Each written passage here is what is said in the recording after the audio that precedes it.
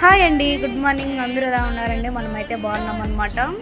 3 days నుంచి 4 days నుంచి బెంగళూరులో అయితే వాన పడుతుందనమాట. ఈ వాన పడడానికి ఏమన్నా స్పైసీగా బిజీగా తినాలనిపించేసింది. అందుకే నేనైతే వేడి వేడి టమాటో రసం తమిళ స్టైల్ అయితే చేశాను.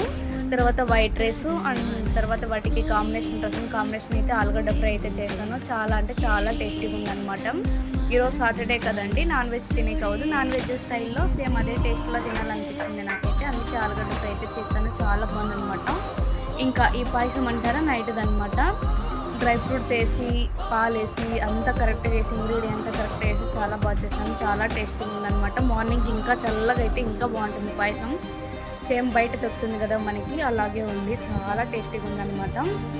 ఓకే అండి, మీరు మీ ఇళ్ళల్లో ఏమేమి చేస్తారో నాకు కామెంట్లో చెప్పండి. ఓకే, నా ఛానల్ చూస్తున్న ప్రతి ఒక్కరూ నా ఛానల్ని సబ్స్క్రైబ్ చేసుకొని లైక్ చేసుకోండి. నెక్స్ట్ వీడియోలో కలుద్దాం. Okay, bye bye.